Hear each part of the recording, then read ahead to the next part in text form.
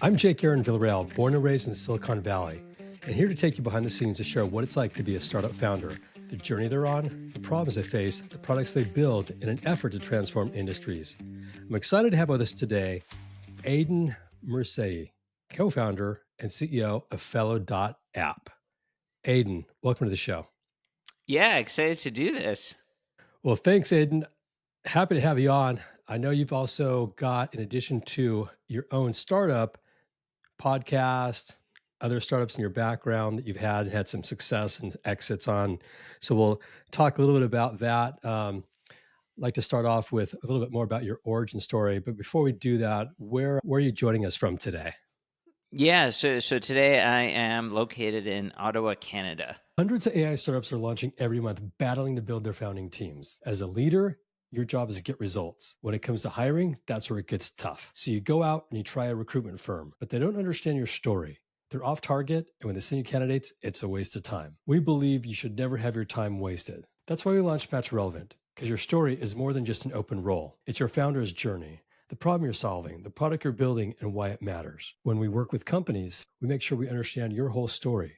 So when we go out and do a search, we're on target. It's worth their time. They're interested. And more importantly, it's worth yours. And when it comes to hiring engineers, we work to make sure we get it right by deploying a team of seasoned CTOs that have built some of Silicon Valley's best companies. They can collaborate with you in the technical interviewing process. They can be a sounding board, or they can run it for you. When it comes to building teams, there's no time to waste. Let's make it count. If you have a role that needs to be filled, book a time with a hiring guide at matchrelevant.com and learn how we do it.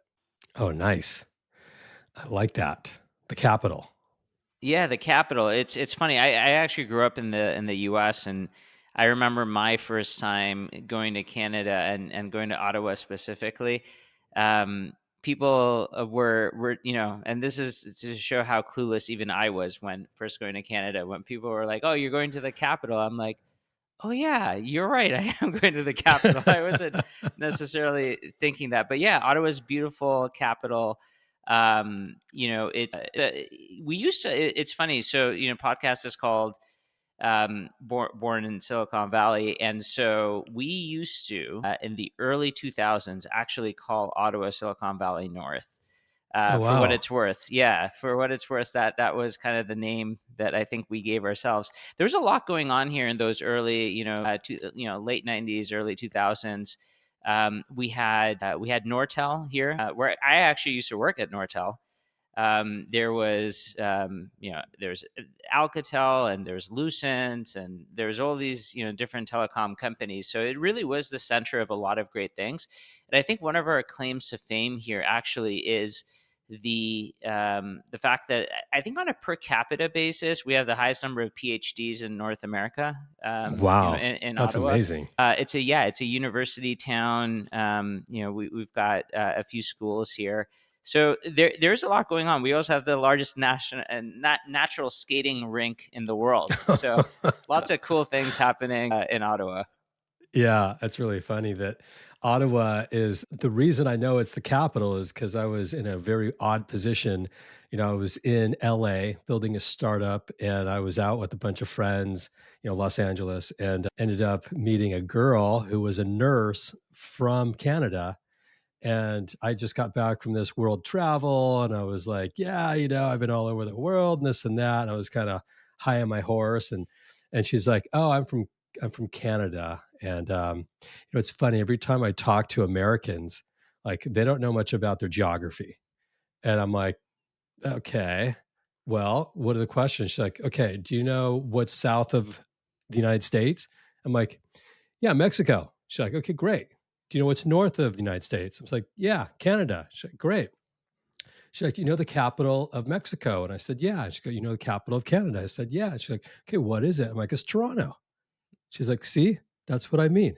It's the Yeah. country right above you. And 99% of Americans don't know Ottawa is the capital. So I took that and I've gone out and used that same question to a lot of people that I know to this day. And I would say probably 80% still don't know Ottawa is a capital. It's kind of crazy. Yeah, I mean, we have a lot of. I mean, Toronto's great, Montreal is great, Vancouver is great. There's a lot of awesome cities. Ottawa, has a special is a special place. There's a lot going on here. And it's definitely worth a visit. Like, I think it's a really good time. Might not want to come during the winter unless you're brave, but otherwise, yeah, it's a great time here. I mean, we end up traveling, all over. For example, at Fellow, we have employees in all of the major cities in Canada. We have employees in the U.S. All throughout. So I mean, these days it's very much you're kind of like, or at least we are this like remote first company with people everywhere. We actually started pre-pandemic, so still a lot of our employees, because we started with this idea of an office and everybody being there, so we still have a large concentration of people in Ottawa. Very, very cool. Well, let's take a step back. Give us a little bit more about your origin story. You said you're originally from the US and now you live in Canada. Whereabouts are you from, and how did you get into being an entrepreneur and really technology?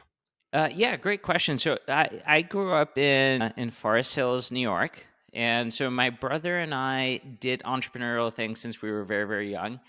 I think if you grow up in New York, either your parents or someone who or someone in your friends network has a family member or something that works on Wall Street, and so there's just Oh, yeah. this idea of I guess a lot of awareness of what's going on in the financial markets in general. And being kids in the late 90s, early 2000s, and seeing all the craziness around the tech, um, the tech IPO market and everything that was happening. It was a bubble. It was an exciting bubble. And so we kind of looked at a lot of that stuff, and in admiration, and we saw all these startup founders building these world changing companies, doing these extraordinary things, and wanting to seeing all of that and wanting to one day be able to do the same. So I think we were planted with that bug very early, of wanting to do just be entrepreneurs, build world changing companies.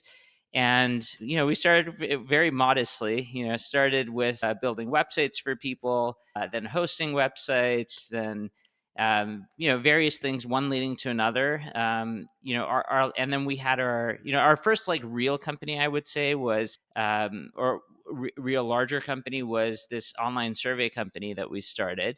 It was called Fluid Surveys, and it was a company that we bootstrapped. We grew it to just under 100 employees. It was profitable because it had to be, and we ended up selling that company to SurveyMonkey. And Wow. SurveyMonkey was Silicon Valley based company. At the time, their headquarters was in Palo Alto. I remember the first time that we traveled to Palo Alto to kind of visit them, and that was really cool for me too. It was my first time in Silicon Valley, and obviously since then there have been many times. But yeah, so we sold the company to them, and that was an extraordinary experience. We learned so much in the process. And yeah, and then after that, after being there for a few years leading up to their IPO, we got the idea for the next company, which is Fellow, and that's what we're working on today. Really cool. Well, yeah, you kind of captured a lot in there. As the leader of Fellow app or Follow.app, um, you know, it's a product that I really like and transparently we use. So you're the first, founder that we've had on the show that actually is a product we're using. So really excited to kind of talk about kind of where it's headed so we can understand where those features and functions are going to be. But you've had some other things that you've done too. You had a company you sold to Survey Monkey. You have a nonprofit that you started. Talk a little bit about what that is. Yeah, so so there is this organization. I mean, one of the nice things about, I think maybe some people may take for granted when you grow up in a place like, Silicon Valley as an example, is that there is just a large concentration of people building startups, building companies, doing the sorts of things that you do. So there's this natural community that kind of exists.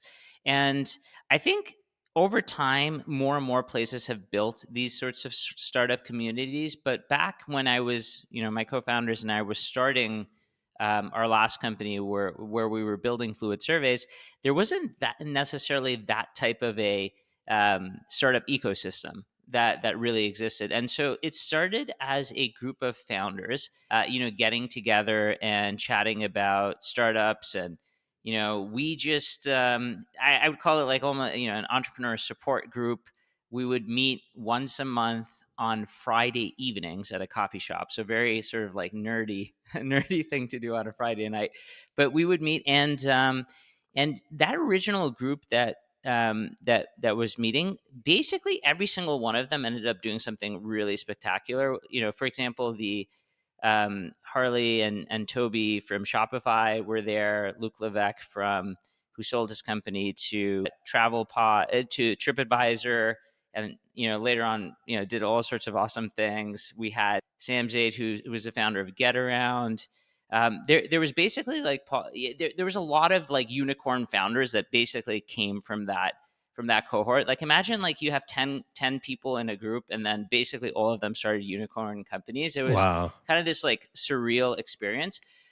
So we turned that into a group. It was called Fresh Founders. Still exists today, and it's basically our version of a entrepreneur community that we've built, and now it exists throughout a number of cities in Canada. So it's a little bit more nationwide, and yeah, I mean that was a really amazing experience that I think really helped all of us build the companies that we did. Just being able to be part of a group that you care about, and you know e- a lot of places have these sorts of entrepreneur groups. What made this one special was that it was a little bit different. It wasn't a let me go into this group and talk about what problems I'm looking to solve and see if someone can help me solve those problems. This group was much more about I learned something really cool this week. Let me go and share it with the group. And so what ended up happening was all of us were working hard, and then once a month we would come in and share like our biggest learning, and we would all be very excited about the idea of sharing something super special to impress everybody else. Like I learned how to do this. I learned how to run profitable ads on Google Ads, as an example, or I learned this really cool sales technique that helps our teams close better deals. And whatever it was, we all ended up sharing things like that. And so the whole idea of the group was not what can I get from the group, it was what can I give to the group. And so as a result, Mm. it just created this super positive culture. And we've just all of us have had amazing relationships that have lasted almost 20 years since we've been doing this. I love that. It almost sounds like an executive forum, but it's from the ground up founders that are all in the trenches trying to solve problems, but sharing that knowledge, which oftentimes you're not going to hear from your competitors or from other founders because it's kind of important for them to take their successes and you kind of hold on to those. But to be able to open that door and to be able to share that is really giving back to the startup ecosystem, which I think when you give out, it comes back in some way, which I think is great. So that's really cool. Um, let's talk about Fellow. So give us the idea. Where did it come from, and what problem is it solving today? And what was it initially solving?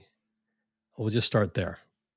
Yeah, I mean, this is a good question, and it's kind of been a theme for my co-founders and I as we've started, various companies in our career. We always start with something, but really recognizing that the more we dig into a problem, the more we're going to realize, where the true value is, and like where we could actually have the biggest impact. And so we've certainly been through our pivots. Originally, the idea for Fellow was let's build a tool for managers. Like we grew up in, we built our own bootstrap. We then sold to SurveyMonkey. Then we learned all these different things about how managers, the things that managers do. So, for example, prior to joining SurveyMonkey, I had never done a one-on-one meeting in my life. I didn't know what that was, why you should do such things. We didn't have a board of directors. We didn't have quarterly business reviews. We didn't have any of those sorts of things. And we're nearly 100 people still functioning, but without this kind of like structural stuff. So we learn a lot of these things, going into SurveyMonkey, just this idea of structured management. So the first version of Fellow was let's go and build, software for managers and help them, manage their teams, their day to days. What happened though was that as we head into the pandemic and everybody started to go remote, we realized that like of all the different things that we'd built into Fellow, the thing that really resonated with everybody was everything we had built around meetings.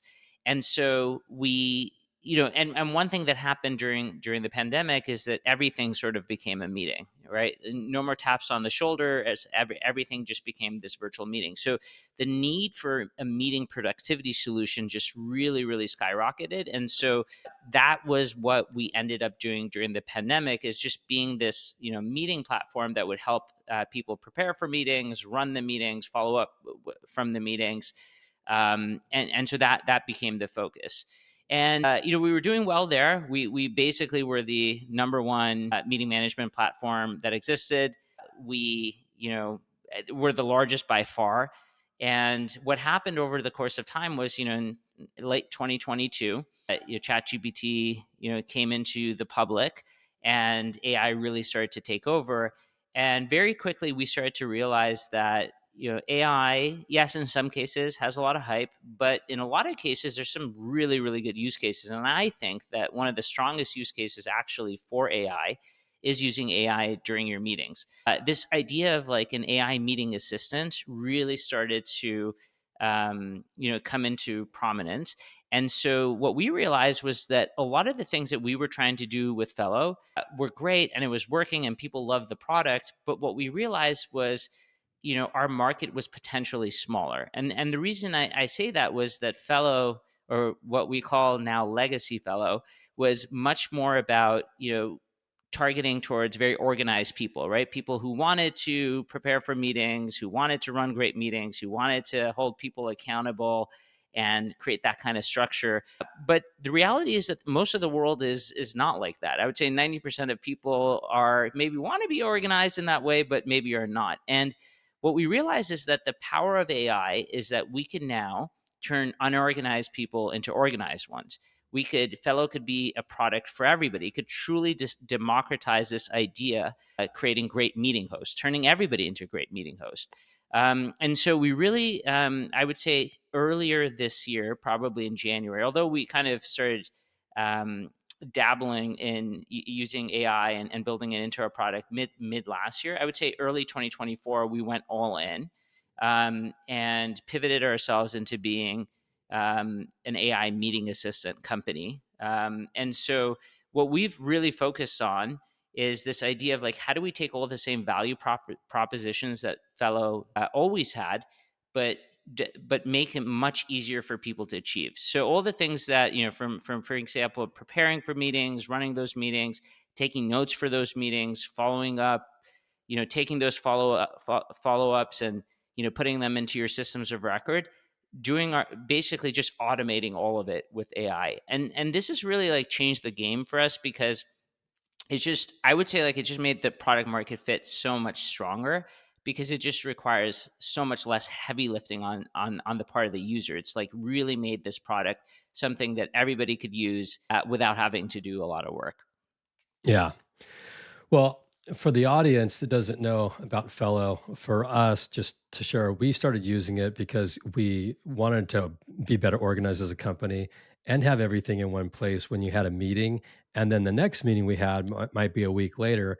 We can go back and see all the notes that were taken for that previous meeting all in one space that everyone could see and have access to. So you kind of knew who was accountable for what activities and who wasn't. And ultimately, that to us was of great value.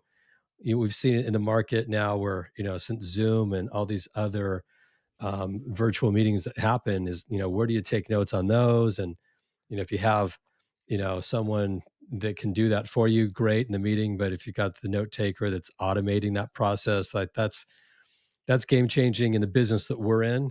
We recruit, we're always talking to candidates, we're always having to sit down and write notes, but to be able to capture all that, or just internal meetings, I think it's a great tool. And it's also one that just accelerates how you operate, as a company and as individuals. So I think there's a lot of opportunities in that space. What do you think's your key differentiator from where the market is today and where you guys are? Yeah, I mean, I would say, like, I would answer that question in two ways. One is, the if I had to say, so obviously we're not the only company that believes in this future where every meeting will have a meeting assistant that will be part of it. So that's kind of the future that I think a lot of people believe in, and a lot of companies are kind of pursuing this path of building agents to attend, all the meetings that we're going to be part of. Today the way I would answer that question is that because Fellow started where it did and it had the origins that it did, we really care about the entire meeting lifecycle. So it's not just about sending our AI meeting assistant into a meeting to take notes. But it's really starts about from the very beginning where you have the idea that I want to create a recurring meeting before you do this very potentially catastrophic thing to take away time from other people in your company, as an example. From the moment of creation to making sure that you are creating the right type of meeting, to making sure that there is an agenda that everybody's contributing to making sure that the meeting itself actually during the meeting is well run and doesn't go off topic, to all the follow-ups that happen afterwards. Like, think the entire meeting life cycle. Fellow helps with every part of that. And the reason I think that's important is because a lot of I think a lot of the products in this space originally started with this view of like, let's just solve this narrow problem of taking notes during your meetings. And I think that's a really important thing. If you have what I would say is, like, if you transcribe and summarize a crappy meeting, it was still a crappy meeting and it was still a waste of everyone's time. And so what we like to say with Fellow is, by caring about the entire meeting life cycle, we just make sure that we handle all aspects of it. So to improve meetings across your entire company, make sure that your whole company is spending less time in meetings, but also make sure that they're ultra productive. So that's how I would say we differentiate today. But we also have a different vision for how we want Fellow to behave over the long term. I think what becomes, today, I would say there's some novelty, right, in this idea of bringing an AI meeting assistant into your company. And so people are excited, and they're trying these sorts of tools. But I think where the rubber meets the road is when it comes to privacy and security. So these are things that I think really start to matter, because as you're thinking about your company, whether it's your internal meetings or meetings with your customers, all of a sudden, people should start to think about, where is this, what's being recorded, what's on record, what's a private conversation, what isn't. What information should we redact? Where should we go off the record? Where should we go on the record? What type of meetings shouldn't ever be recorded? Which ones should always be recorded? How do we handle the notes from the executive board meeting versus how do I handle the notes from my one-on-one meetings? And how do we make sure all of them behave differently? There's actually a lot of nuance, right? So if you're like an IT person, working in a company, and you're thinking, oh my God, there's like 10 different meeting bots attacking my company and taking my, conversational data and putting them in different systems. It's like basically like a security nightmare. So what we focus on is, because we've always had this, DNA of addressing the security and privacy and being like this enterprise sort of grade solution. One of our first actually our first customer was Shopify. And so when you think about the sorts of requirements and needs that you end up building for when that's your first customer, we've always had that kind of DNA. So our vision for this stuff is, we want to make sure that we are the privacy and security first AI meeting assistant that is super highly configurable, that no matter what kind of meeting that you're thinking about using an AI meeting assistant for, we'll be able to service your needs for that. So that's kind of like the lens that we're taking. It's very reminiscent to what we were doing when we were in the online survey space. There's always like the classical, there was the Survey Monkey versus the Qualtrics. One was like the enterprise solution, and one was like the everybody solution. Fellow's definitely building the Qualtrics of this space. So that's how we think about it. Yeah, really cool. As your company is growing, what's the biggest challenge you're seeing as you kind of move forward? Yeah. So there's a lot of, I guess, like there is, I mean, there's different challenges to think about. So one of the things that we're now thinking about, in terms of the, from a product perspective, is obviously thinking about how to have, the narrative that we're talking about, and being able to communicate that, and differentiate in the marketplace. So that's something we're thinking about. The other thing we're thinking about is, what is the most effective way to get the message across? I think the landscape in general is changing very dramatically. I think search is changing very dramatically, specifically. One of the things that was true about the way we used to advertise, the way we used to, talk about Fellow, and the way we used to get customers as a primary channel, for example, was just on search and SEO content, and that kind of stuff. But that landscape is changing very drastically, right? So I think traditional search is dead, and we're now going to the, perplexities, or, I would say OpenAI's new, web search is pretty strong, and I'm sure, and Google obviously has their own solution as well in Gemini. But I think, like, the way that people are searching, and the way that, companies used to write content, and, get web traffic from these search engines, and, like, get them to then sign up for their products after reading their content. I think that's changing. So, amongst the things that we're thinking about is, like, in this AI first future, how do we market ourselves differently? What kind of channels should we be investing in? And so those are some of the other things that we're thinking about. Yeah. There's a lot of companies out there that it started before AI really started to become more mainstream, and there's this transformation that's happening across all sectors. Is there a playbook to transition your company that's been really a Web 2.0 company, you know, had good traction, but you want to integrate AI into it? Like, what's the path to do that? Do you have to go out and get a new engineering team? Do you have to bring in like consultants that kind of give you a roadmap of what to consider? What's that process look like? Because it looked like you made that transition pretty quick. Yeah, so this is actually a really good question, and I think it's very, very important. I'm not the first to say, to repeat this idea that this is a platform shift, just like, when, the internet first came out, and or when, mobile started to be the, the platform of choice. Many companies decided to take a mobile first approach. So I think AI is very much like that. It's a platform shift. And the other way I like to refer to it as is, it's a new set of building blocks. Nobody wants to build AI for AI's sake. It's all about solving customer problems. But now, what all of us have is this new set of building blocks. And it turns out that with these new building blocks, you can solve a lot more problems, or some of the same problems, a lot more effectively. So the first was, I remember it was basically December of last year. We do these twice a year in-person events, and so we brought everybody together, and we basically said that, the future of this company is to be an AI first company. And so, and the reason is that we still want to solve all of our customer problems. We're still passionate about solving the meeting problem for the world. But it turns out that the most effective way to do that is by using these new AI building blocks. So we need to become a new company overnight.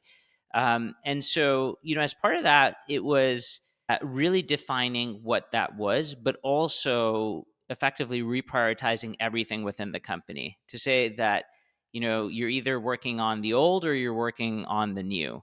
And part of the way that we kind of catapulted that was, we had a series of hackathons where, you know, all of our staff were given the opportunity to, have a time and a space to experiment with new tech, and basically start building things without, say, any consequence. And that really allowed us to kind of catapult into building with these new building blocks. And then afterwards, it's just, again, redefining the entire roadmap. Um, and and it turns out it's not just a product thing. It turns out that it's also a complete re-education of, your current customer base. About, I know you guys started using Fellow when, before we started to, become an AI first company. But now that we're an AI first company, there's all these new things that you can use. So part of it is educating your current customer base.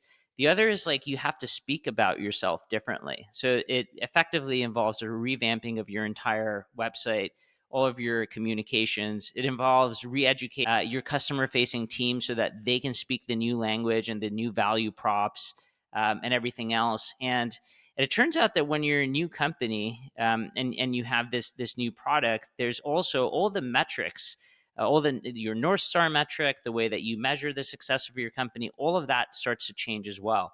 So it's actually a pretty extensive change, and I think like once everybody is on board, I think the most important thing is, can you get your all your employees, your investors, your board, everybody else, like really bought into this idea that, hey, in order to solve this problem and the mission that we had for our company, in order to solve this in the most effective way, we need to change the solution that we're using. There's this really great book that the founder of Waze wrote, which is all about not falling in love with the solution, but falling in love with the problem.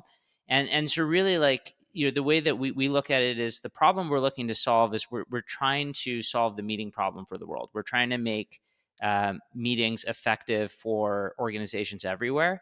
But the way that we solve that problem is going to change over the course of time. One day we're all, today we meet on Zoom.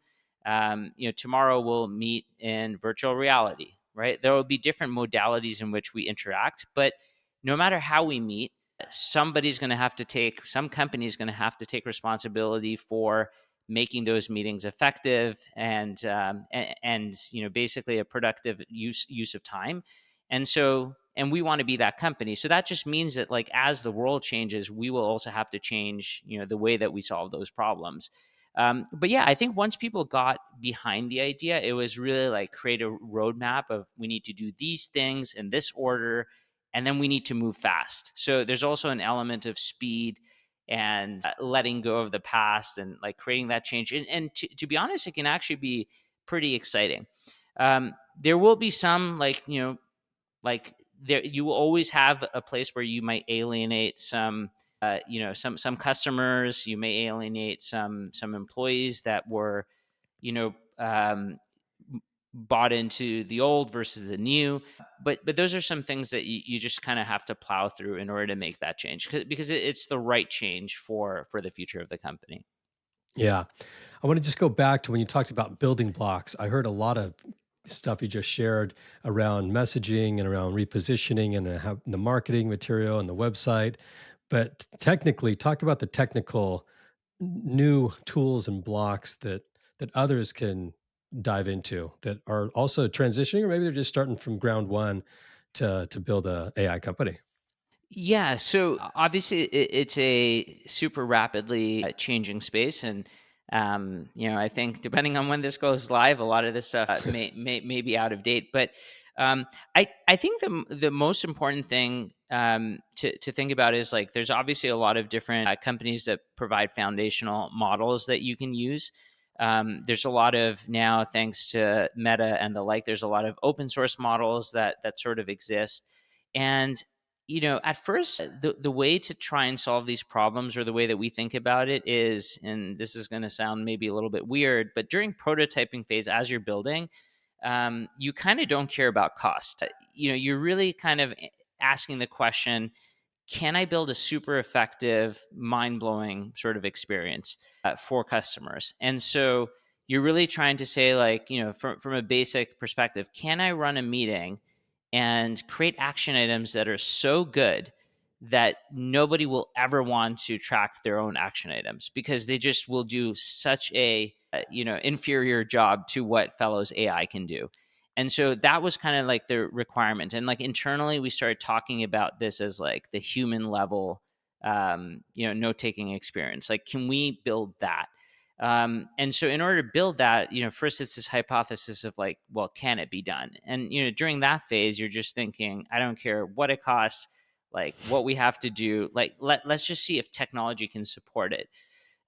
So really, it's a looking for those sorts of things, and then that's not easy to do either, right? Like, even if you put cost aside for a second, it's still also about which models should I use, what prompting techniques to use, and these are not like you know what are the action items in this meeting? These are like very extensive, crazy tested against like, large um, series of like basically like data it takes a lot of sort of effort to find something that really, really works.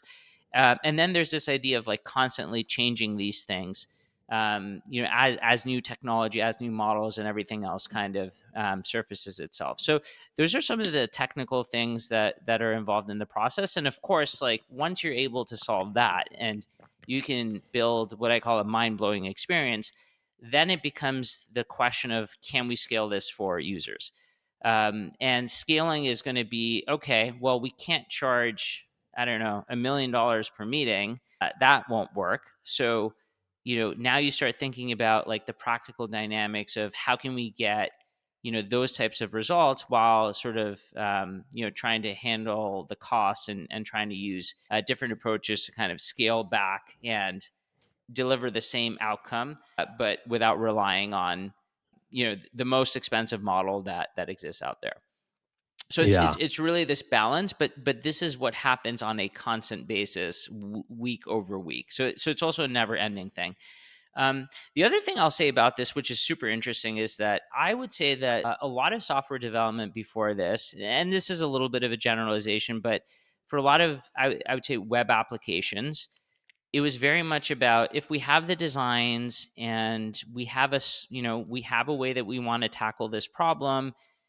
Largely, it may take a little bit longer than we had originally estimated, for example, but generally speaking, we can finish this project in this amount of time.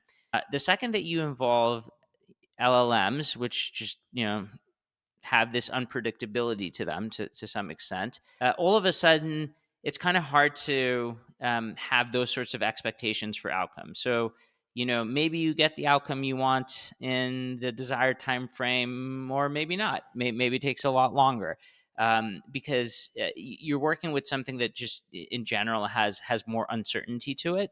So we've also had to change the way that we develop software internally too. So maybe some of the same sort of project development cycles or formats that we had, maybe some of those things don't necessarily apply in the same way. So yeah, even from a development structure perspective, the way that we're thinking about building software has also changed. Yeah, that's great. Thanks for sharing that. It's oftentimes hard to get a perspective of what it's like on the leadership side within startups to know how you can make those pivots and pretty hard pivots, but for the right reasons, like that you shared. What's on the roadmap as you look into 2025? I personally want to know because I'm a user and I just want to know, like, what can we expect that's coming within the Fellow app? Yeah, so lots of super exciting things, and I think, from one level, what we want to do is, and this is something that we were doing with Fellow, before as well, but it's just this strong desire to not build this tool that is a silo, but really something that connects to all the different systems of record within your company. So, for example, if you are, in the recruiting space, like it makes sense that once you have you have a conversation with a customer or with a candidate, that we can send the relevant information in the format that you want it, with the fields that you care about. Send all that information to the appropriate system of record, right? But doing that not just for one use case, but for all the different use cases that a company would care about. So this is one area that we care a lot about, and then of course the other area is just this idea of privacy and security. I think, again, like we're going from this place where AI was this curious thing that we were going to experiment with and throw some experimental budget at. But now people are really seeing the value of AI, and now they want to create more permanent structures, so that they can use these tools on an ongoing basis. So I think like this idea of privacy and security is going to become much more of a consideration for companies and IT folks everywhere. So a lot of the focus that we're going to do is, how do we create the tools, so that you can so you can be assured that you can always have the Fellow meeting assistant attend your meetings and not have to worry about what you say or whether this should be on the record or not, that the fellow assistant can almost automatically detect the things that shouldn't be there and just not include them in the record, or give you the tools to do those sorts of things.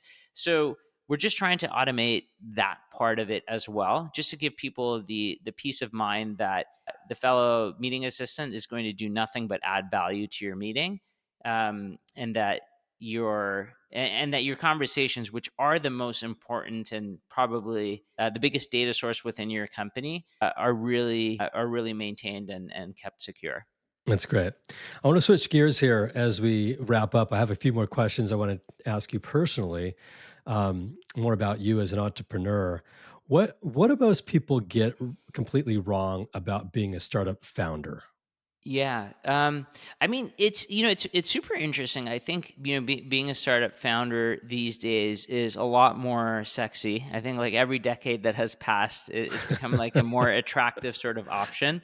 Yeah. To be honest, I feel like, back when, I guess, all my group of friends now from fresh founders, when we all started, it wasn't that. We were almost like, it felt like we were a little bit like the outcasts, like the people just that didn't have jobs, and we kind of went to this group just to feel normal. We're like, oh yeah, there's other people like us that you know don't have jobs at Nortel or wherever else, and we're just like building these things that nobody kind of understands. So I feel like a lot has changed, and it's become like a much more viable sort of career option.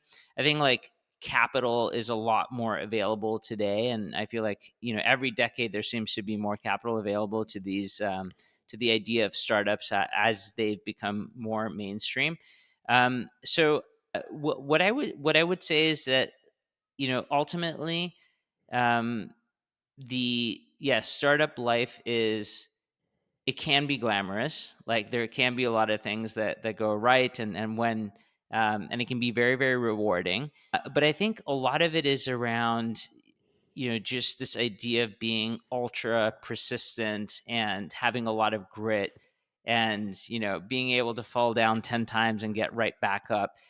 So I think like maybe part of it that is potentially a little bit less mainstream is like how much work it actually is, and like how much resilience and um, there is behind being able to create something that is successful. And it never becomes easier. Like this is the other thing.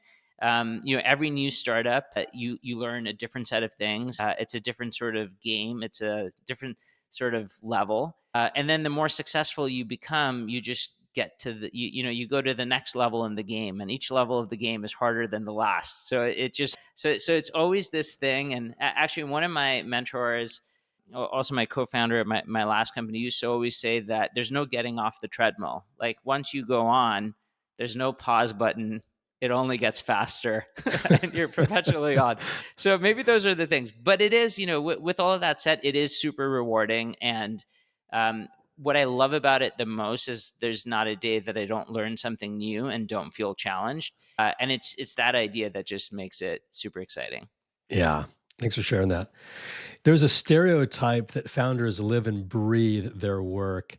What's the most extreme thing you've done for the sake of your current startup or your previous one? The most extreme thing. Um, Yeah, yeah. The last startup was super interesting. I would say, so. I had I lived in this 2 bedroom apartment with a roommate, and my two co-founders also lived in the same in the same apartment. So it's basically four of us in a 2 bedroom house, or a 2 bedroom apartment, and we would take turns, on who would sleep on the bed. And so we kind of sometimes play games to figure out like whose turn it would be this time. So yeah, I mean, it's funny. Like maybe that's an extreme thing today, but at the time it was just, you don't think of it that way. You just think of it as like, this is fun. This is what we're doing, and imagine if it works. That'd be so crazy. So I don't know. Maybe that's like you know. It, different memory, but it's also actually a fond memory. So when I talk about that, I don't talk about that in like, oh, like what a hard time. I talk about that in like, can you believe we were doing that? Yeah, that's great. That's really cool. Elon Musk, they say, sleeps under desks and never leaves the plant and whatnot. So I know that every company has their own levels of extreme. Um, when we talk to entrepreneurs, we've talked to a lot of them. Everyone loves to share, their wins. Um, but what's one moment where you completely bombed, and what did you learn from it? Yeah, that's a good question. Let's see which one do I want to share? Um, I think from like everything that doesn't work, you can learn something. It's in my last company. I mean, I've talked about this, on other platforms, but I think we pivoted 7 times. Mm, Something like this. Like that's a lot. That's that's that is a a that's a lot. lot of pivots, right? That almost seems like you really don't know what you're doing, and we really didn't, to a good extent. And then even at Fellow, I mean, we're talking about, we started as this product for managers, and then we shifted to meeting productivity platform, and now we're focused on building an AI meeting assistant. And you could look at these pivots and saying like, oh, we got it wrong, and we did. And by the way, like when you're doing those things in the moment, it's not like, oh yes, we are making the right decision. You're really saying like, this thing we're doing isn't working, so let's do something else. And so each one of those is, like it is to some extent like, I would say a failure. But I think that, yeah, the way to think about it is that like, as long as you learn something from the experience, like, is it really a failure? I think, Right. um, if you think about if you think about just learning as being like the most important goal, and the primary goal, I think you can learn, you can learn a lot about, from all these situations. Um, but yeah, that's what I would say. Like maybe an early one to share in those pivots.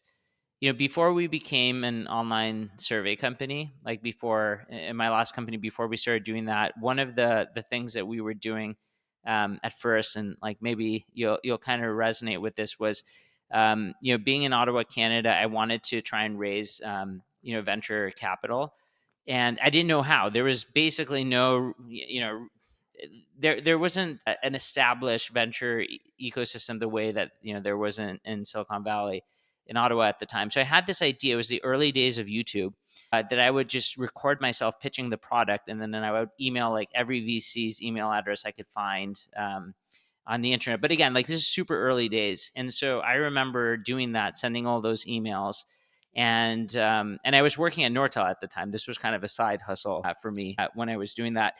Um, and it was so interesting because like a bunch of VCs, would respond, but not because they cared about the idea or the thing that we were building, but more because they were like, oh my god, you put your pitch on YouTube, that's so crazy. Like people do that, what a novel idea.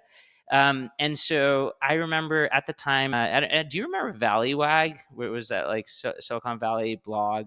Yeah. I think it was part of the Gawker network, maybe. And Yeah. anyway, so they wrote a piece on me on this, and they called me Lonely Dork 15, or something like this, after Lonely Girl, like that YouTube character. Um, so yeah, and then there was this piece, and then this thing went viral, right? And I was like, oh my god, I was starting to like pitch, and like they're making fun of me, and now there's like this whole blog post about me. And then it was crazy because I'm at at work. I'm like, someone at work is going to read this blog article, and I'm going to get fired in doing this. And so anyway, so then I took off the video, and then the internet went even more extreme of like, what happened to the video, and so on and so forth. So anyway, it became this whole thing that came, which again at the time seemed like kind of like a disaster scenario. But I learned a bunch in the process. I mean, there's so many lessons just from that experience. So I don't know. I guess my mindset is, things, as long as you learn something, then, it's not really a failure. Yeah. Well, last question for you. That's a great answer, by the way. Since you talked about investors, what's the most outrageous request you've ever gotten from an investor? And did you go through with it? Outrageous request. I don't know that I have gotten an outrageous request from an investor. You've got some great investors. Yeah, we have some great investors. It does become easier for second time founders. I will say that's definitely a thing. Um, yeah, maybe in the first one. Yeah, in my last company, maybe like 2 companies ago, one of my very first startups, there was an investor that we shook hands with, and agreed on the terms. Like, we shook hands, and then let's just say the funding never arrived, and Oh, so wow. it basically just killed that company. I would say, Oh, like, no. what. So yeah, I did have an experience like that, but again, that was a long time ago. I will say that, like, again, that second time founders, like, things like this are less, happen less often, but yeah, as first time founders, you can definitely get some of those sorts of experiences. Yeah. You take the ones that you are not good, you learn from them, apply it to your second one, and it sounds like it's a lot smoother sailing. So, well, great. Aiden, I really appreciate you coming on and sharing more about your current company and a little background on you too. If anybody wants to find Fellow app, where do they go? Yeah, I mean, you can find us on the web at www.fellow.app.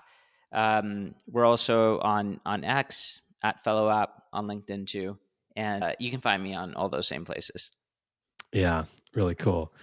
Well, thanks for sharing. Super excited to see how things go with this latest AI first strategy. And as a user, I'm even more excited to understand where it can be a benefit for our own company. And really excited to see what happens over the next 12, 18 months. So it'd be great to have you back on at some point. I want to thank also the listeners for listening. It means a lot to me. You spent your time with us today. I'm your host, Jake Aaron Villarreal, signing off for now. We can't wait to catch up with you all in the next episode. Until then, Aiden, the world, take care. If you like what we're doing, don't forget to subscribe. Leave a review on Apple Podcasts or wherever you listen. And follow us on YouTube, where we go behind the scenes to learn what it takes to be a startup founder.